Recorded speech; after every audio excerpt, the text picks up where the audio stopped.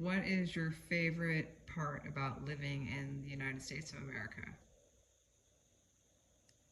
Well, there's a lot of wonderful things about America, but there's a lot of great things about California, except that our political system has gotten totally out of control, and we're spiraling out of control in spending money. And in other words, the, uh, the Newsoms of the world, and these liberal, basically they're basically communists, or they're socialists, I guess. They're sort of, but they're all about trying to maintain power and maintain control, and to force people into their view of the world, and so that if you're resisting that, you've got a problem. But there, it came. I mean, it's been happening over the years, but I mean, this last year was a perfect illustration of what happens when you put wackos, basically, in charge of everything, and they do things like, well, California really doesn't need the water, so we're just going to shut off the aqueduct that exists. We're just going to turn it off, and that'll help the smelt that are in the Delta, the Sacramento Delta, and we won't worry about the farmers all the way down to California. Where it used to be, when you drive up to Northern California, it would be, the fields would be all green. I mean, it was all lush. There was more fruits and vegetables coming out of California than anywhere else. And so then they decided to shut off the water to save the Delta smelt. And then they also decided that they weren't going to trim any vegetation in the forest, or allow any logging, or taking any dead trees out, or dead vegetation, or brush. So no, we have to leave it natural, and that also happened all the way down in California. They stopped brush clearance, and they stopped doing basic stuff, and then that's when this big the Santa Ana winds hit, and then there was all these problems, and the fact that they just they ignore the basic stuff, and they promote they're big in DEI, which in another way of saying is DIE, is die is what they do to the country, or I mean, it gets defeated because they're doing stupid stuff, and they're all, it's all about diversity and equity, and see, it's not equality anymore, it's equity, because that's how do we help the helpless, or help the ones that are worthless, and forget about everybody else, and anyway. There you go. Okay, you actually know two national anthems pretty well. Wouldn't you say? You know not obviously, Okay, and yeah. the Canadian one, right? Because you Canadian spent a version. lot of time there. Yeah. So, what do you think? I mean, this is kind of a whatever question, but if there was a way to describe how you feel when you hear the national anthem of the United States, what do you feel when what's? Well, I feel proud to be an American, and I feel proud to be able to sing the national anthem. And that's one of the things that Mom and I took a trip over to. You were with us, I think, on the cruise to Eastern Europe and to Yeah. the Yeah. So anyway, we went to Estonia, and in Tallinn, Estonia, we went, and this was right at the breakup of the Soviet Union. The Soviet Union was breaking up because they couldn't, their economy was ruined, and because they were wasting so much money on military, and Reagan was spending all kinds of money, and they couldn't keep up, so they basically gave up. But anyway, what happened is the Estonia and Tallinn, they were one of the countries, the Baltic countries that fell under Soviet control after the collapse of the Nazis. And they had been independent countries, and then the Nazis overran them, and then the Soviet Union overran them, and then they maintained control. But anyway, so we went there. We were in Tallinn, and we went to this big stadium.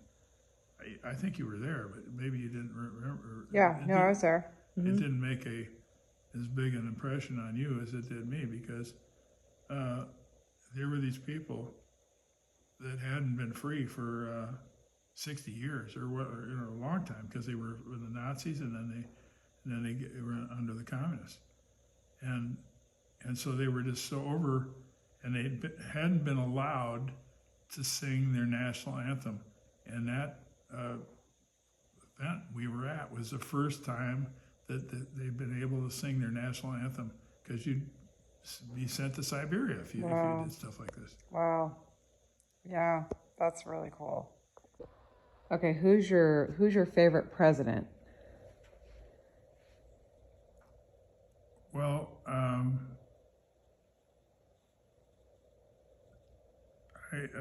since our connection with Nixon, I've always been very supportive of Nixon, and he was facing the whole Watergate thing now is being ripped apart as being an inside job with the Secret Service and the FBI and all these actors that were in got in there to undermine President Nixon because they didn't like his, and as a result of that, they got rid of him, and then because of the bad publicity that they were able to join, a lot of it was false. A lot of it was, but anyway, they turned the nation and they elected Jimmy Carter, and Jimmy Carter ended up being the worst president we've ever had.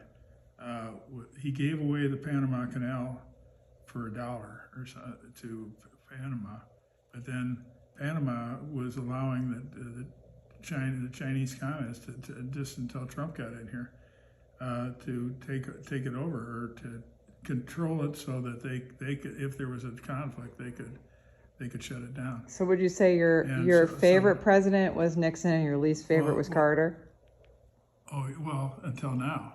Okay. But then Ronald Reagan in between was great, and he was very inspirational, and he was the one that got the wall in Berlin and in East Germany torn down, and then. And you were there when it happened, right? Well, I wasn't. I mean, when there. You were there when it was up. Yeah, I was there. Yeah. I was a hitchhike. I actually hitchhiked. That's another one of my athletic experiences. I hitchhiked into East Germany.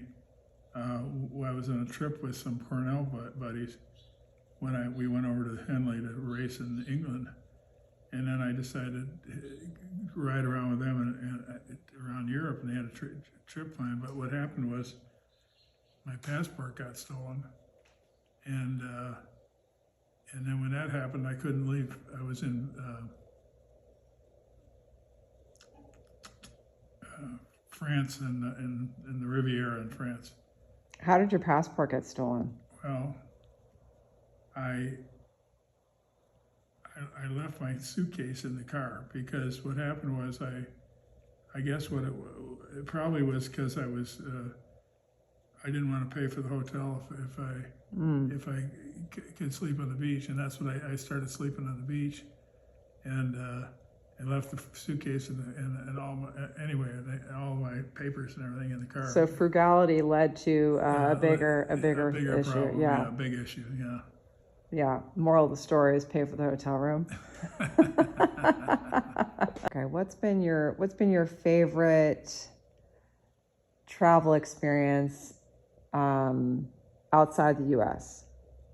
What's been your favorite place you've ever visited outside the U.S.?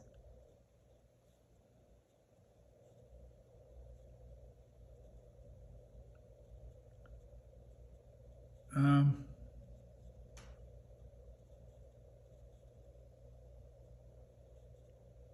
know you've been to a lot of places, so you have to think. I really like Switzerland, but I liked even more. I liked Austria and Salzburg, and they have a castle there, and it's really cool. It's a lot of, and it was pretty much unscathed in World War II. Were those your those were rowing places that you went, right? No, this is before you were doing. That was just after, because. Was this when you were younger or when you were an adult? Yeah, well, I was hitchhiking around Europe. Oh, so this is when you actually, before any masters racing or whatever, when you went back. Okay, so this is like when you were a kid. Yeah. Yeah. I was Same. 21, I guess. I mean, I was 17 when I went to Salzburg, and it was one of the coolest things I've ever seen. And Switzerland, being at the Matterhorn in Zermatt, and it was really cool. So yeah, I agree. Those are my two favorite as well. Nice. Okay. Okay, so we're talking about patriotism and living in the U.S. and, definitely having a ton of gratitude for this country. Have you ever been to another country outside the U.S. that you felt that they have the same amount of patriotism that you feel for your own country, that they actually have an amazing spirit in that country? Like, have you felt that in other places? Yeah, well, Canada, they were always really patriotic, enthusiastic. Yeah. Yeah, and let's see.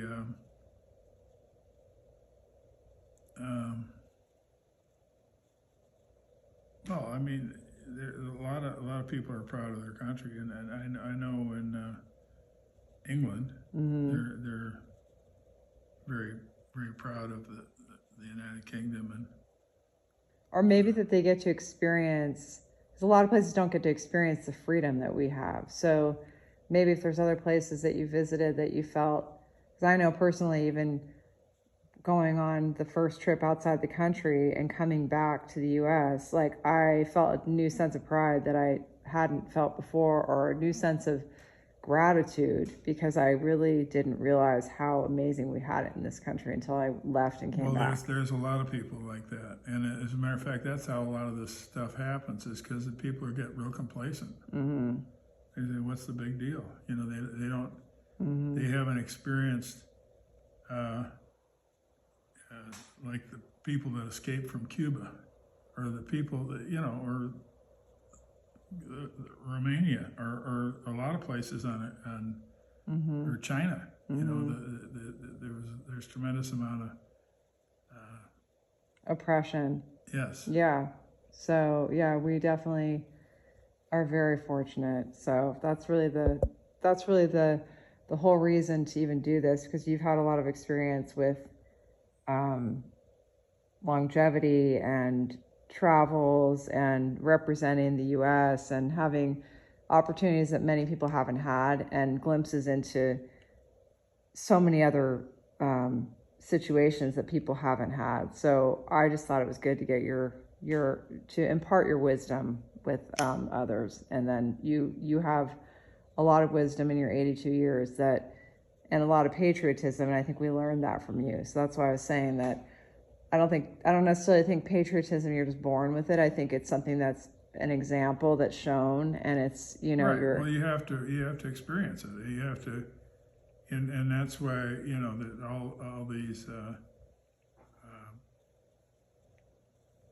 all these left-wing propaganda things, with the schools and with the district attorneys and all this stuff, they're trying to break down the country. I mean, this. I can't remember the Gascon. well, Gaston, but the guy that supported him just put him in there.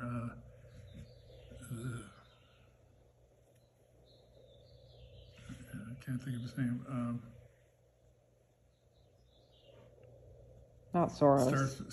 Yeah, George Soros, yeah. George Soros. Well, George Soros was a Jew in Hungary, and then he switched over and was helping the Nazis with, I guess, brokering Jewish possessions and stuff like that. And then he's just a nasty guy, and he absolutely hates the U.S. And which is a scary thought, I guess, when you think about that. because he's got so much money. Yeah.